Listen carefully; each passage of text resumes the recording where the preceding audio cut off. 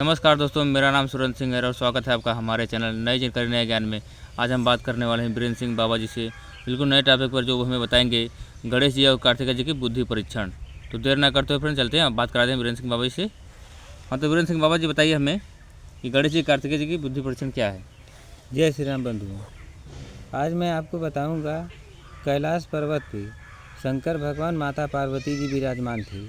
उसी समय उनके मन में एक विचार उत्पन्न हुआ कि हमारे पास जो दो बच्चे हैं, दो लड़के हैं, तो उनमें सबसे ज़्यादा बुद्धिमान कौन है।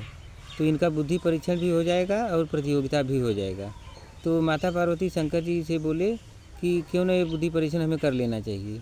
तो उसमें हुआ क्या कि जो बुद्धि परीक्षण होने लगा, तो उसमें ये हुआ कि आप लोगों को पूरा जो पृथ्वी है उसका 7 चक्कर मारना है। जो 7 चक्कर मार के पहले आएगा उसको श्रेष्ठ माना जाएगा। तो जो गणेश भगवान थे वो बड़े थे और कार्तिकेय भगवान छोटे थे। तो कार्तिकेय भगवान क्या सोचे कि हमारा जो उनका जो संसाधन था, उनका जो सवारी था वो मयूर का था, मोड़ का था। तो मोड़ पे बैठ के वो अपना यात्रा करते थे। और जो गणेश भगवान है उनका जो साधन था वो मूस का सवारी है उनका। तो सोचे कि हम जो है कि हमारा तो मयूर का साधन है, हम तो उड़ के तुरंत चक्कर मार के साथ आ जाएंगे, हम जीत जाएंगे। उनके मन में थोड़ा सा घमंड आ गया इस बात को लेकर के। और गणेश भगवान जो थे वो बहुत बुद्धिमान थे। वो सोचे कि हमारा मूस का सवारी है, हम धीरे धीरे जाएंगे तो क्या, पर काम करना चाहिए। और जो है कि अब दोनों लोग भाइयों में स्पर्धा हो गया और प्रतियोगिता चालू हो गया। तो क्या हुआ कि जब दोनों भाई जा रहे थे तो उसी समय जो शंकर भगवान थे वो पार्वती माता कैलाश पर्वत पर विराजमान थे और दोनों लोगों को आदेश दे दिए कि आप लोग जाओ। तो जो गणेश भगवान थे वो क्या किए कि अपने माता के, अपने पिता के 7 चक्कर मार करके तुरंत उनकी गोद में जा कर के बैठ गए। तो अब ये क्या किए कि अपना मोड़ पे बैठे और दुनिया, जैसे कि पूरा दुनिया जो हो गया वो 261 देश जो होता है उसी में पूरा दुनिया आ जाता है। ये पूरा दुनिया के चक्कर मारने लगे। इनको 7 दिन लग गया। 7 दिन बाद जब ये वापस लौट करके आए तो देखे कि हमारा माता पिता के गोद में बैठे हैं गणेश भगवान। लग रहा है हमारे साथ कुछ छल हुआ है। इनको बहुत क्रोध आया और बोले कि माता और पिताजी, आपने हमारे साथ छल क्यों किया। तो शंकर भगवान बोले आपके साथ छल नहीं हुआ है। जो गणेश भगवान वो श्रेष्ठ हैं, वो जीत गए हैं।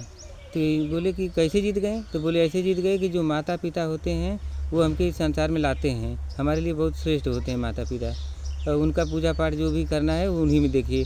आप चार यात्रा का धाम करें या गंगा नहाएं, स्नान करें, देवी पूजा पाठ करें, कुछ भी करें, उससे पहले अपने माता पिता का पूजा पाठ करना चाहिए, श्रेष्ठ मानना चाहिए। ये सिद्ध हमको इस कहानी से मिलता है।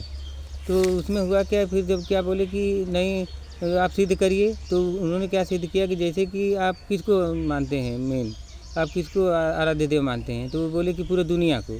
तो बोले दुनिया आपको पैदा किया है या मैं किया हूँ। तो बोले नहीं आपने किया है। तो बोले तब फिर। तो उसी में मैं एक विचार मेरा भी है कि जैसे हम कभी कभी मुझे संदेह होता है मानव पर।